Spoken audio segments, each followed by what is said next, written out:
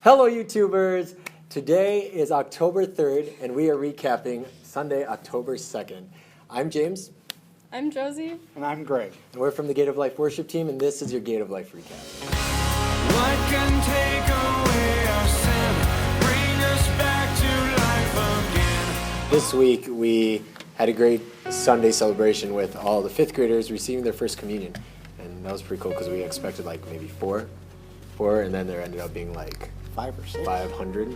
Yeah. So There was real bread too. That was special. that was pretty sweet. So today's first reading was from 2 Timothy, talking about how Jesus is going to be appointing all his apostles, the followers of him, to go out and preach to the lands, to teach people to be faithful, kind to one another, and loving to one another. And to also go out and show the communities that it is proper to follow Jesus' sayings for what he has given to us. The second reading today was from Psalm 37 verses 1 through 9, and it talks about seeing and being envious of wrongdoers and just seeing maybe them succeed or have great successes even though maybe their behaviors aren't exactly what they should be. And it later says that just putting your faith in God and his plan, and that we need to be patient and wait and be still, and God's plan will finally take hold. And if we truly have faith, kind of like in the gospel today, which Josie will talk about in just a few seconds, faith is just as small as a mustard seed that you can really do anything. You can move mountains, you can command mulberry bushes. Mulberry bush. The gospel today was from Luke 17, 5-6. Jesus tells his disciples that about faith, and if you have faith just the size of a mustard seed, Even if you have very small faith, about the size of a mustard seed, which I don't know what a mustard seed is, so I don't know how big that is or small that is. that you'll be able to command this mulberry bush to uproot itself and plant itself in the sea, and it'll do that because of your faith. Faith can do anything, no matter the size. I agree. Yeah. Children's word. But Pastor and Jeanette, the lights went out. The lights did go out, and it was kind of scary. I got scared. Did you get scared? I did. You did? Did you get scared? I was the most scared. She was terrified. Josie was terrified. The lights went out, and Pastor and Jeanette said, "How much power do you, or do we have? Like, how much power do we have?" And she was able to tell this little girl that she could turn on the lights. She had the power to do that. And so they walked over, and the lights flashed on, and it was a miracle. It was a miracle. The lights came on. Mm-hmm. Today, Pastor and Jeanette was talking about filling it up. Filling up your faith, filling up your bounty with a lot of different things that Jesus said, and a lot of different things that she learned in her childhood. The sign in her grandmother's kitchen said, "Quit your belly aching." Don't complain so much. Faith being not quantity, but quality. It is something that we have to, as each our own individual, do we have enough quality faith? What do we have to do to improve our quality, not quantity? Back with the quantity and quality thing, I think something that stuck out for me as being a leader in the church, as like a worship leader, and we also have youth leaders here today, including Josie.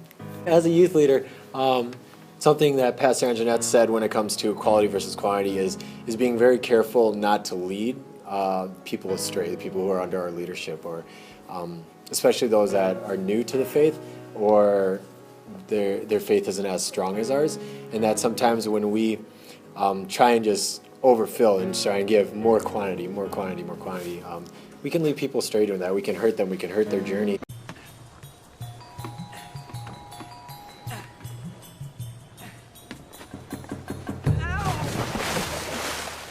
And it won't end up the same way. Kind of like when it goes back to quit your belly aching. Sometimes as Christians, we can complain about, a lot of things that are going on in this world. We can complain about, don't agree with our faith, but they're succeeding so much. It's like, look at them do that. Like, I wish I could do that.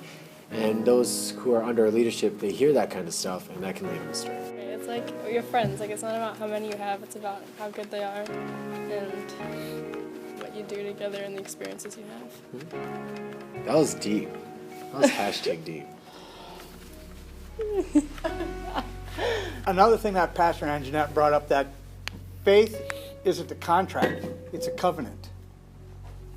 So, What does that mean, though? What does it mean for faith to be a covenant? that it's something you do living every day. And it's not about, like, this kind of reminds me of, like, it's not about, this is, like, a list of what I have to do to be a Christian. Like, sort of like, it made me think of, like, when I was in confirmation, like, you have to do your sermon notes, your service hours, and stuff like that. And then after that, people feel like they get confirmed. They're like, okay, I'm done.